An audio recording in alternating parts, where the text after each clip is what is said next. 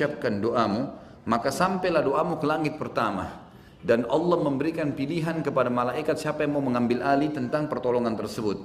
Lalu karena kau ucapkan doa itu yang kedua kali, maka pindah doamu ke langit yang kedua dan tergoncang langit kedua. Kemudian kau mengucapkan yang ketiga, maka naiklah doamu ke langit ketiga sampai kau ucapkan yang keempat kali yang kau katakan, ya Allah yang telah memerintahkan untuk ya berdoa dan akan menjawab panggilan orang yang terdesak, maka ya berikanlah aku pertolongan dari pencuri ini. Maka aku pun meminta izin kepada Allah dari langit sana, minta untuk membunuh penyebabnya, dan aku malaikat dari langit keempat.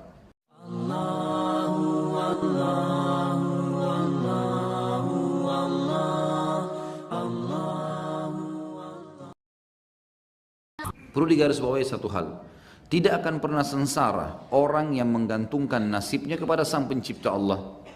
Tidak akan pernah sengsara dan tidak ada ruginya. Kalau ada di antara kita yang berkata, misal syaitan membisikkan kalimat dalam hatinya, dia mengatakan, ada yang saya minta belum Allah kasih. Baik, susun semua di benak anda apa yang belum Allah kasih. Misal minta kekayaan belum dikasih. Oke, satu.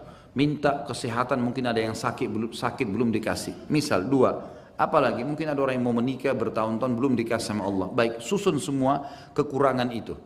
Lalu pertemukan itu teman-teman sekalian dengan kehidupan kita sehari-hari saja. Misal, pernah nggak selama ini mata antum rasanya rabun? Atau pernah nggak sekali saja nafas kita berhenti? Pernah nggak kuping kita sekali saja tidak menangkap suara? Pernah nggak darah kita berhenti menggumpal? Dan itu kita sudah tahu tentu meninggal dunia dalam tubuh kita. Pernah nggak ada andil kita dalam mengatur kualitas sumsum dalam tulang kita sehingga tulang kita tidak keropos, otot-ototnya dan semua cairan dan makanan. Ini tubuh kita teman-teman sekalian, kalau seandainya robot sudah rusak. Sebentar kita minum panas, minum dingin, makan pedas, makan asin, makan manis. Ini kalau alat rusak. Siapa yang mengurus semua tubuh kita ini? Pertemukan semua itu, kalau kita ingin rincikan ada miliaran teman-teman sekalian. Berapa kali antum merasa haus dan terpenuhi? Kalau tidak kita sudah mati sekarang. Tiap hari antum merasa haus kan? Terpenuhi enggak hausnya hilang? Dari mana haus itu bisa hilang? Siapa yang memudahkan kita dapat minuman? Berapa kali rasa lapar kita tertanggulangi? Bertahun-tahun. Kalau kita tidak ditanggulangi lapar kita oleh Sang Pencipta Allah, tentu kita sudah meninggal sekarang. Berapa kali capek kita hilang dengan kita istirahat. Berapa banyak nikmat Sang Pencipta Allah yang kalau dipertemukan dengan yang belum dikasih olehnya, tidak ada nilainya. Tidak ada nilainya. Bahkan perkara besar, misal antum mengatakan, Ustaz ada orang utang sama saya nggak bayar sudah 10 tahun. Kalau antum menghitung 10 tahun utang misalnya 10 juta tidak dibayar. Kalau kita hitung rezeki yang kita temukan dalam 10 tahun, demi Allah nggak ada nilainya 10 juta itu. Terlalu banyak. Bukankah seseorang yang pincang kakinya berharap bisa jalan normal dan antum jalan bertahun-tahun di atas kaki dalam keadaan nyaman? Bukankah orang yang buta teman-teman berharap bisa melihat alam semesta ini sekali saja sehari walaupun dia buta lagi setelah itu? Bukankah orang tuli berharap bisa mendengarkan suara seperti antum merasakan sekarang? Dan terlalu banyak kalau kita ingin bahas masalah itu. Orang yang menggantungkan nasibnya dan dirinya kepada Sang Pencipta, pemilik segala sesuatunya. Kalau dia sedang mendapatkan nikmat, dia tinggal bersyukur kepada Sang Pencipta akan memberikan kepadanya. Jelas konsepnya. Kalau dia sedang dapat nikmat, kenikmatan kesehatan, keturunan, ada pasangan, ada pekerjaan, tinggal dia menggantungkan nasibnya pada Sang Pencipta, dia akan memberikan kepada dia tambahan. Karena memang yang menciptakan dia, Sang Pencipta Allah, yang menciptakan nikmat yang sedang dirasakan adalah Allah, yang bisa mempertahankan Allah. Baik, kalau dia datangkan cobaan, sakit misalnya, atau ada masalah dengan orang lain, yang ciptakan dia Allah, yang ciptakan masalah itu Allah, yang menciptakan juga lawan dia Allah, yang bisa menghilangkan semua itu Allah. Kenapa enggak dikembalikan semuanya kepada Sang Pencipta Allah? Ini tinggal butuh keyakinan saja. Dalam sebuah kisah dinukil, seorang sahabat dari Ansar, kalau saya tidak salah namanya Abu Mu'alak radhiyallahu anhu, beliau pernah jalan menuju ke wilayah Irak. Di tengah jalan ada orang merampok dia. Dan perampok ini berkata, serahkan semua apa yang kau miliki Dan bukan cuma itu, saya akan bunuh kamu. Kata dia, kalau kau ingin harta ambillah, apa gunanya kau menumpahkan darahku? Dia bilang tidak bisa. Harta akan saya ambil, darahmu akan saya tumpahkan. Karena kalau saya biarkan kamu pergi, kau akan membongkar kedokku. Walaupun kau katakan tidak. Kalau di sana ada perampok dan seterusnya. Dalam kondisi pedang sudah diletakkan di lehernya dan dia akan dibunuh pada saat itu dan akan diambil harta, dan memang perampok ini kerjanya selalu begitu. Maka dia pun berkata, izinkan saya sholat. Saya ingin sholat terakhir sebelum kau membunuh saya. Maka diizinkanlah sholat. Dia pun sholat. Dalam sholatnya dia membaca doa-doa yang masyhur yang dia ucapkan. Tentu secara letter-let saya tidak bisa terjemahkan, tapi dia mengatakan, wahai zat yang cahayanya tidak pernah redam. Wahai zat yang memiliki raja, kerajaan langit dan bumi. Wahai zat yang akan menjawab panggilan orang-orang yang terdesak.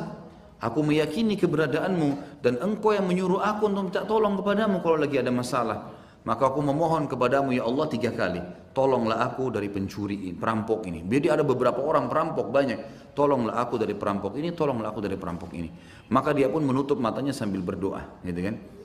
Setelah itu dia duduk tahiyat, kemudian dia salam. Begitu dia salam, dia melihat si perampok-perampok ini telah dibunuh oleh seseorang penunggang kuda yang memiliki pedang yang sangat tajam.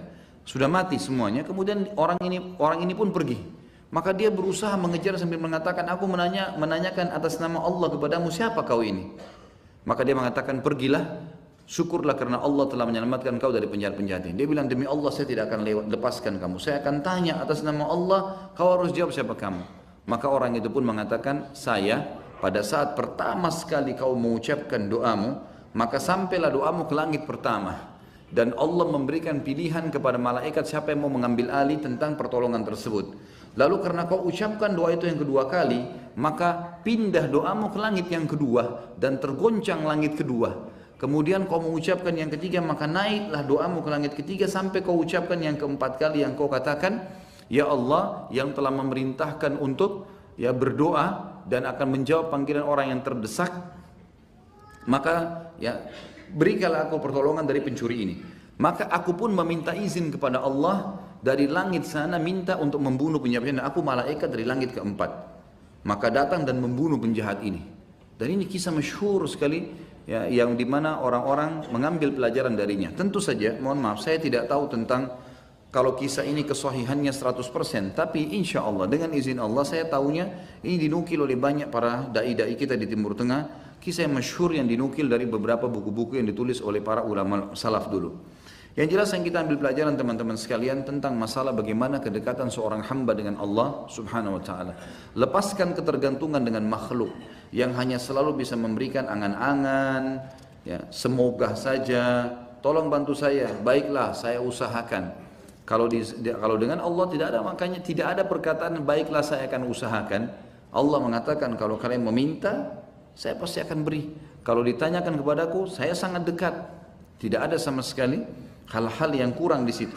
Saya ingatkan kembali hadis qudsi di mana pernah saya jelaskan di tauhid. Pertama kita menjelaskan tentang tauhid uluhiyah di awal-awal pasal kita yang berbunyi kata Nabi SAW, Allah berfirman, wahai anak Adam, kalau kau yakin dengan kerajaanku, maka kau tidak perlu takut dan khawatir dengan kerajaan selain aku. Karena kerajaanku abadi dan tidak akan pernah musnah. Hai anak Adam, kalau kau gantungkan nasibku padamu, maka aku akan memenuhi semua hajatmu. Dan kalau kau gantungkan nasibmu pada selain aku akan biarkan kamu dengan ketergantunganmu. Ya. Wahai anak Adam, kalau seandainya engkau berusaha untuk menyampaikan semua hajatmu padaku, maka aku akan mendengarkan dan menampungnya. Dan kalau kau datang pada hari kiamat membawa dosa yang sangat banyak, selama kau tidak berbuat syirik kepadaku, maka aku akan mendatangkan juga sebanyak itu pengampunanku. Rahmat Allah luas, maka bergantung pada Sang Pencipta adalah hal yang sangat luar biasa.